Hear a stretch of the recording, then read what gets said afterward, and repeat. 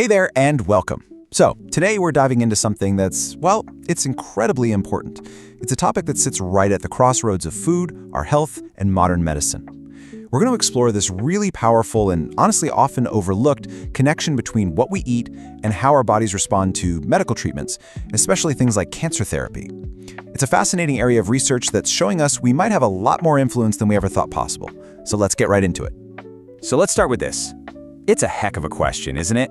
Is your food fighting your medicine? I mean, just think about that for a second.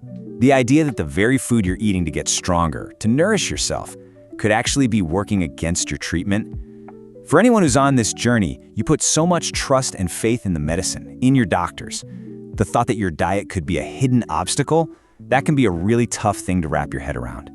But it's a critical question we need to ask, and today we're going to break down exactly how this can happen.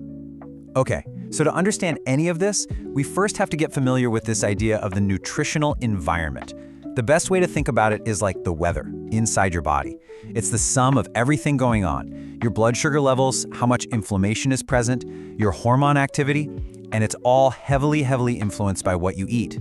Now, this internal environment can be like a calm, sunny day, creating the absolute perfect conditions for your treatment to do its best work. Or it can be stormy and chaotic, creating all sorts of hurdles for your medication to overcome. It's all about creating the best possible internal stage for your treatment to perform on. All right, so that brings us to the real heart of our conversation today. We tend to think of medicine as this powerful thing that works all by itself, right? Like a magic bullet that just targets the disease. But that's just not the whole story. Your diet can act like a surprising saboteur, a hidden influence that can really change the outcome. Now, this isn't about placing blame, not at all. It's about becoming aware. So let's uncover these hidden influences together. You know, this is something so many people face, and it's beyond frustrating. You go through all the challenges of a treatment like chemotherapy, holding on to so much hope, but the results just aren't what you and your doctors were expecting. Or maybe the side effects are just overwhelming, making a tough time even tougher. But what if part of the answer isn't just about finding a different drug, but about creating a better internal environment so the drug you're already taking can work better? That's the really powerful idea we're digging into here. Okay, so first up on our list of these hidden influences, let's talk about blood sugar. Now, most of us hear blood sugar and we think about energy slumps or maybe diabetes, but its role during cancer treatment can be incredibly important.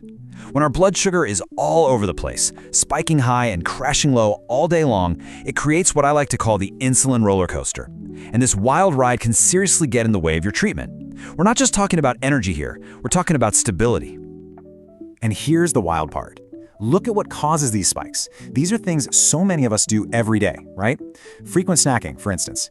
We're constantly putting fuel in the tank, meaning our body is always working to process sugar. Then you have these high glycemic index foods, or high GI. Think white bread, white rice, a lot of breakfast cereals. These foods have had their fiber stripped out, so they hit your bloodstream like a tidal wave of sugar. And of course, sugary drinks and desserts. Well, that's like hooking up a direct IV of sugar into your system. So your body sees all this sugar flooding in. And what does it do? It calls in the cavalry. And that cavalry is a hormone called insulin. Normally, insulin is a hero. It's like a key that unlocks your cells so they can take in that sugar for energy. But when we're on that roller coaster all day, every day, our body has to pump out way too much insulin to handle the constant overload. And in this excess state, insulin can have a pretty serious dark side. At its core, it's a growth hormone, and some studies suggest that when you have chronically high levels of insulin, it can create an environment that actually helps fuel cancer cell growth and can interfere with how well treatments work. All right, let's switch gears to our next saboteur, chronic inflammation. Now you gotta understand, not all inflammation is bad. In fact, some of it is your best friend. You get a cut, it gets red and swollen. That's acute inflammation, your immune system rushing in to fix the problem. That's a good thing. But chronic inflammation, that's different. That's like the fire alarm in your house is ringing quietly but constantly, 24/7. Your body is on a permanent state of high alert, and that can disrupt just about everything, including your body's response to medicine. So what's keeping this fire going? What's fueling this chronic inflammation? Well, you guessed it, it often comes right back to our plates. Highly processed foods, things like sausages, deli meats, many prepackaged frozen meals, they are often loaded with things that can really irritate our system. Saturated fats, which you find in a lot of fried foods and animal fats like butter, can also push that inflammatory response when we eat too much of them. And of course, excessive alcohol puts a huge burden on the liver, which is ground zero for managing both inflammation and clearing medications from your body.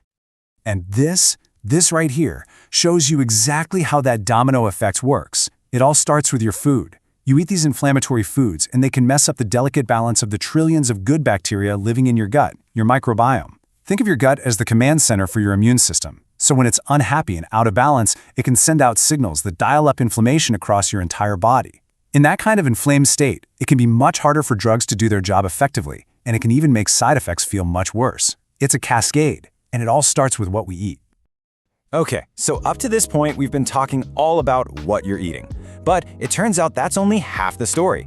When you eat and how much you eat can be just as important. See, our bodies have these amazing internal clocks that run everything. Our eating patterns can either work with those natural rhythms or throw them completely off schedule, affecting how we process, well, everything, including medicine. Yeah, this table really breaks it down nicely. Let's walk through it. Eating late at night, for example, just goes against our body's programming. Our metabolism is supposed to be winding down for rest and repair, not gearing up to digest a big meal. Constant snacking, like we talked about, keeps inflammation simmering all day long because our system never gets a break. Irregular meal times, that just confuses your body's main internal clock, its circadian rhythm. And finally, consistently taking in too many calories or too much protein can really overburden your liver and kidneys. And these are the very organs working overtime to process and clear those powerful treatment drugs from your system. Okay, deep breath. We've talked about a lot of problems, right? The insulin roller coaster, chronic inflammation, bad timing. It can definitely feel like a lot. But here's the good news. There are strategies that can potentially help with all of these things at once. So let's pivot away from the problems and talk about a potential solution for creating that supportive nutritional environment we've been aiming for. And that strategy is often called intermittent fasting, or sometimes time-restricted eating, and it's usually much simpler than it sounds. So let's be super clear right up front. This is not about starving yourself, not at all. It's simply about being more mindful of when you eat. By creating a specific window of time for eating each day, say 8 or 10 hours, you automatically create a much longer window for fasting, and this gives your body a much-needed extended break to rest and repair every single day. So, you might be asking, okay, how does this actually help with all those problems we just talked about? Well, let's connect the dots. First, by not eating for a longer stretch, you finally give your body the chance to get off that insulin roller coaster and let your blood sugar stabilize. Second, that extended break from digestion helps lower that body-wide inflammation. Third, it gives your entire gut a chance to rest and recover. And finally, fasting can kickstart this amazing process called autophagy. It literally means self-eating. It's your body's internal cleanup crew. During a fast, your cells start clearing out old damaged parts to make room for new healthy ones. It's this powerful natural reset that can create a much healthier environment overall. So really, if there's one thing I want you to take away from our time together today, it's this. You might just have more power here than you think. This isn't about some miracle cure. This is about biology. Making strategic changes to your eating habits could potentially help change your treatment outcome, just by creating a healthier, calmer, and more supportive environment inside your body. Okay, and now for what is, without a doubt, the most important point of this entire conversation. I need you to listen very carefully here. This information is just for you to learn from. Before you make any changes to your diet, and I mean any, especially something like fasting while you're undergoing medical treatment, it is absolutely essential that you talk to your doctor. Talk to your oncologist. Every single person's situation is unique. Your medical team is the only one who knows your specific condition and can give you advice that is safe and right for you. This is about starting a conversation with them, not a prescription. And that's where we'll wrap up. But I want to leave you with this question to really think about. After everything we've talked about today, what could a better nutritional environment look like for you? Remember, this isn't about being perfect. It's about making small, smart choices and opening up a new line of communication with your care team. It's a powerful question to take with you to your next doctor's appointment. Thanks so much for your time.